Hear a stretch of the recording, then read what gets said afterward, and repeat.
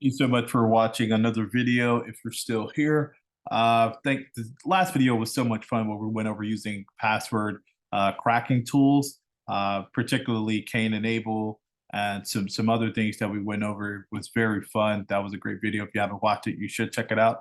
But nonetheless, in this video, we're going to be doing some upgrading and securing the secure shell connection. And for doing that, we're just going to be upgrading the secure shell, adding some users, regenerating secure shell keys, and also taking a look at the SSH port or the secure shell port. So let's go ahead and get started. All right, so we officially have Kali Linux open, so we're actually going to open up the Q terminal. Now we're going to start with upgrading the Open Secure Shell server. So SSH, like all protocols, need to be updated, right? As well as the services which manages these protocols, right? So what we're going to do is move to a more up-to-date version of the service that helps overcome vulnerabilities and older types and ensures no data is being leaked out unnecessarily from the connection. So our first command is going to be, not that, it's going to be this actually. Let's actually get an update. Let's do that there, and it's working. Okay. All right, so the update is done. So let's actually clear this out. I'm going to enter in a new command here.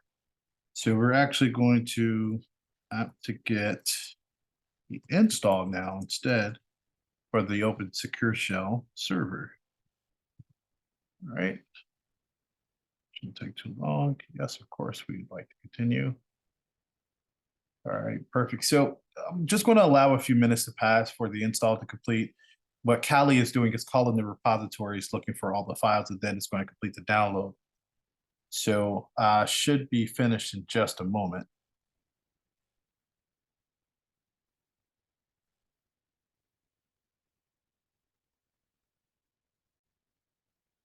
All right, so now that's completed. Let's actually go ahead and restart here. Just a secure shell, not the entire Lenny or Kali, rather.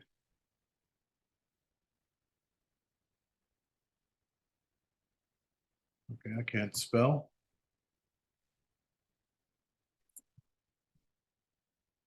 All right, so let's check the status now.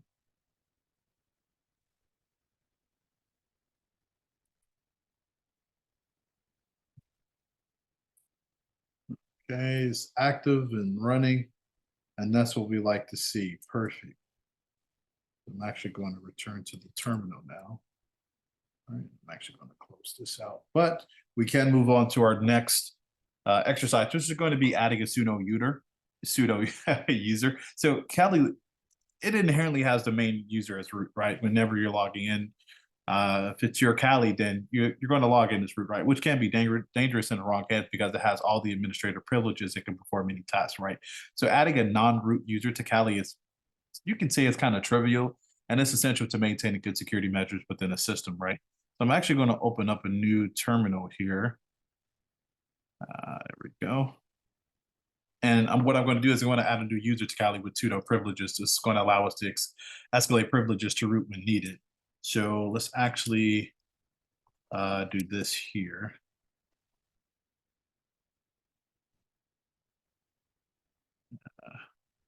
If I can type.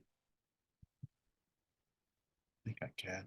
All right, so this just gives us the confirm, allows us to confirm the current users who are kept within the system, right? So we scroll up, we just see nobody, backup, man, sync games, and a few other things, right? Let's make sure that's restarted. All right, so we just see all of those users, right? So now we're going to actually use another method in a moment to list all the information about users on the system with another command. There we go.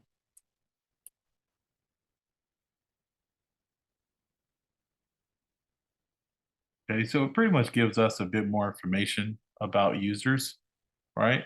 And we could do it with a few other commands, but I'm not going to use those in this particular video. And it just lists all the information about the current users at the moment. All right, so let's actually clear this up. I love a clean screen. All right, so I'm just going to add a new user and place them in the sudo command list and then place them in the bash shell. So let's start here. Agent. right?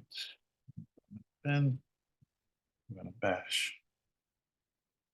All right, perfect. Then perfect.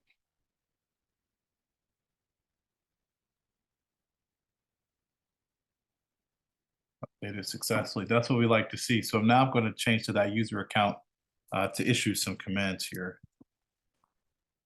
All right, there we go. You see it here under agent, kind of blurred out. I'm not sure why, but it's currently under the agent as far as the user account, right?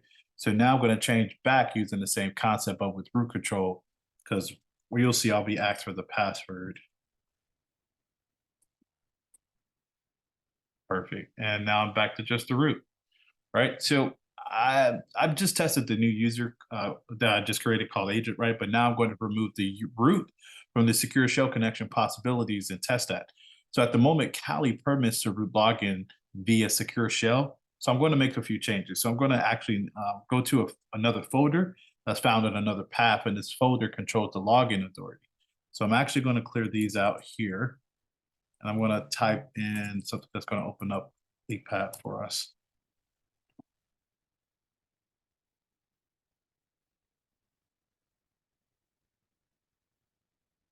Okay, there we go.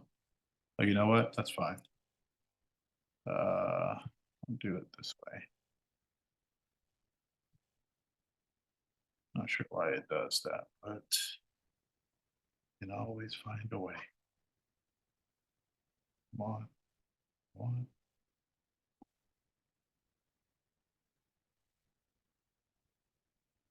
Come on.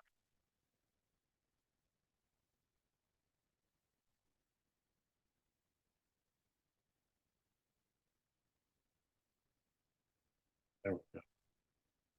Hey there, buddy. Okay. Uh,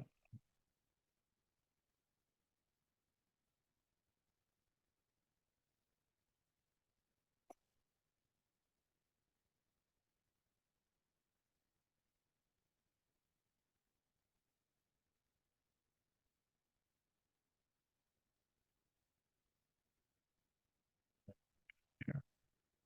All right, so I got the folder up here, so I'm just going to make a few changes, right? So if we take a look under, let's see, at the top here, authentication. I'm going to add something else here. Let's do. Let's see. Let's see. Oh, okay. It's already there.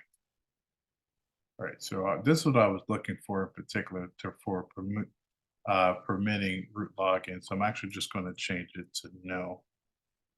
Actually, let me leave that alone.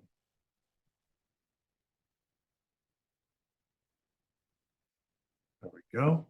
All right, perfect. So I'm just going to save it. Okay, that connected out. Perfect. So I'm actually going to close this out, then do a restart, and then check the status, of course. Trust but verify. Perfect. So it's active and running, enabled, and everything that we like to see it do. So now we're just going to take a look at testing Secure Shell with PuTTY. And to do this, I'm actually going to swivel over to Win10, and we're going to open up the PuTTY app. I'm going to type this in here. Right. Perfect, of course, yes. Log in as the root. Should give us a decline. Yep, denied. That's fine. So I'm just going to close this existing terminal and open up a new one. I'm actually going to use the same host, but this time I'll be in this agent. And then type in my password. There we go. So now we're logged in under agent. All right, to the sudo group. I'm actually going to keep this terminal open because what we're going to do now is regenerate the secure shell keys to avoid man-in-the-middle attacks. So the default secure shell keys are generally vulnerable from the fact that they are possible to guess, right? So changing the keys is an immediate secure enhancement to the connection, right? So we're going to first produce some new keys and use them in preference to the default ones, which in any environment resulting to default settings is often considered a potential vulnerability. So let's actually swivel back over to Kali, right? And let's see, let's actually quit this here. There we go. So we're actually going to move the default keys to another folder. So let's do that here. Perfect. All right. Make directory default Kali keys. Perfect. And let's move it. Secure cell host. Go. Default Kali keys. That is not right, but that is perfect. All right, so now we're going to regenerate the secure shell keys to keep them secure. So we're going to depackage and reconfigure the open secure shell server. Okay, perfect. All right, so it's regenerating the keys. Well, they're regenerated. So this is pretty much the package. It should be a package configuration screen that typically shows. This is fine. Just gonna keep going. So the system typically doing this, it generates keys for the RSA, the ECDSA, and the ED25519, at least for this practice lab. So now we're just going to verify the key hashes are different. So we're going to check those with this command here.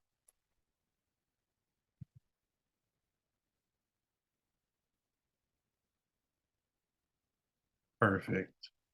Perfect. I love it. So this one pretty much has the keys already in the file and print them to console. So now we're going to hash the old default keys that we moved to visually compare them to make sure that they are different. Right. So just going to change directly to default Kali keys. Then we're going to do this here. And of course, the same hash. Right. Perfect. So now typically you would check the keys here, but again, purpose of the video, don't want it to be too long, but we do know as long as we haven't received any error message, typically everything goes smooth as far as what we're looking to do. So after checking the keys, which are different, restarting the secure shell, just going to check on we're going to restart it again, and we're also going to check the status again as well. All right, restart. Status. Active and running, just like we like it. All right, so let's actually go back to the closing up the prompt. So now what we're going to do is just display a message of the day, right? So the message of the day is it's a legal requirement for all networks, right, to present on a connection with the European Union, and it's actually good practice when considering computing ethics. So the message should be clear and robust in its nature to avoid confusion on terms and meaning as much as possible. So we're actually going to edit the message of the day. So to include some additional text to reinforce the legal requirements of entering a private device or network. Actually, let me clear this out here, but not through the text. I'm going to reopen LeapPad again. So actually, let me use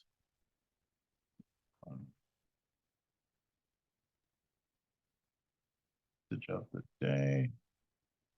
There we go. Program included. Okay.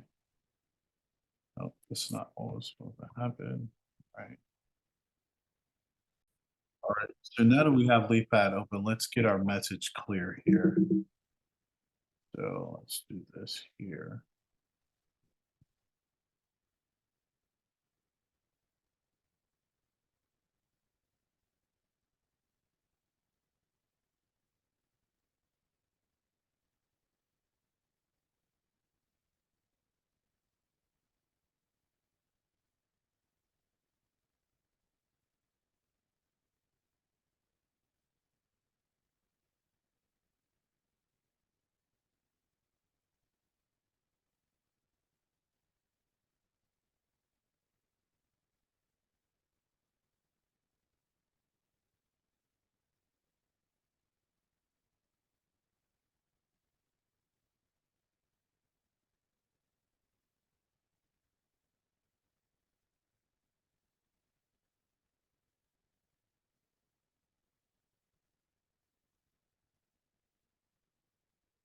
Perfect. Let's hit save and let's actually get out of here. Perfect. All right, so it just runs in a continuation. Typically, also just if you were wondering, then usually you can actually configure that in options to for the word wrap option to wrap the text.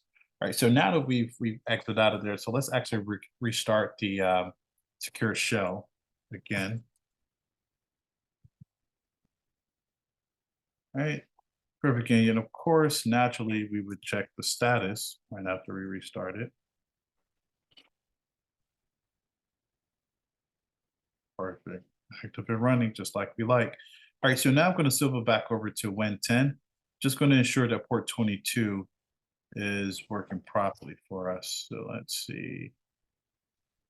I'm going to close this, open Sky back up.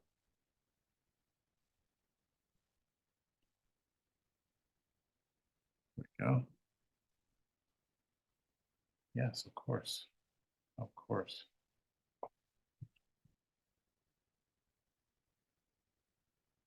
And we're in, ladies and gentlemen.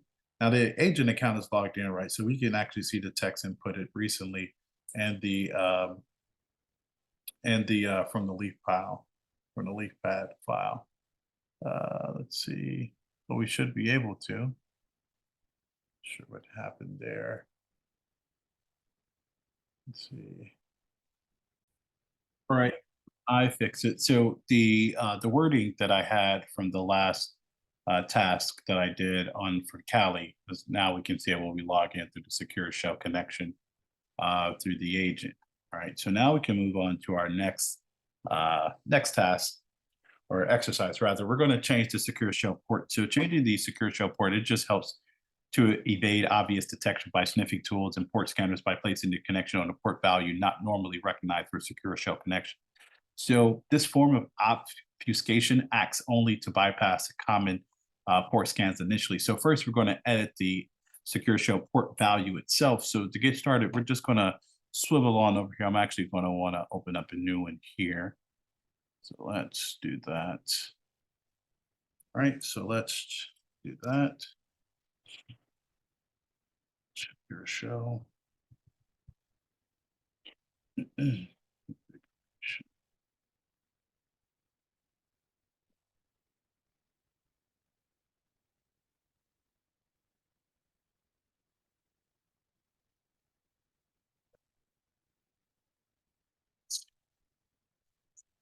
Move pretty fast. All right, perfect. So we're good there. So now we're going to edit the secure shell configuration file again with LeapPad. I'm going to have to go back and add something else here. Let's type.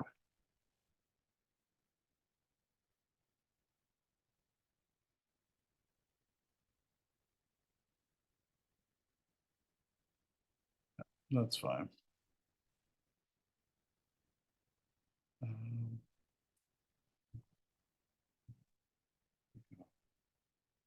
All right, perfect. All right, so what we're going to do now, I'm going to change the port. I'm going to change the port values. Really, so really all I'm doing is going to change the port value from 22, which is what we've been using to log in, right? I'm going to remove the hashtag first. Then I'm going to change it to 1010.1, right? All right. And I had to remove the hashtag so it can so the system can read the change made. Otherwise, it'll stay as port 22. So I'm just going to save it here. See if it saves. Hopefully, exit out. All right, perfect. And then we're going to restart naturally, right? Then status. Perfect. All right, we're good to go there. And of course, now we're going to return back to Win 10 just to make sure that the port has changed the value. So let's exit out of here. Okay. Yes, I'm sure. All right. All right.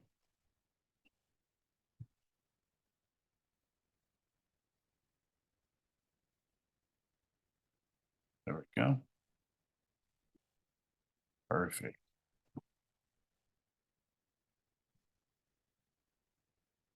Perfect. There we go.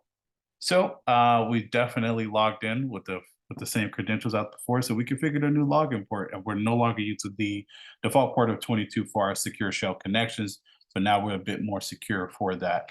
Now, this is the end of the video. Unfortunately, this was so much fun making things more secure for our enterprise as far as upgrading and securing our secure shell connection. Just for a brief recap, we upgraded the Open Secure Shell. We added the sudo user. We regenerated the secure shell keys to avoid man in the middle attacks. We take a look at message of the day. We also changed the secure shell port. Now, for our next video, we're going to actually do some configuring for the for two-factor authentication. That should be even more fun. I'll see you there. Stay safe. Sorry, stay curious, stay secure.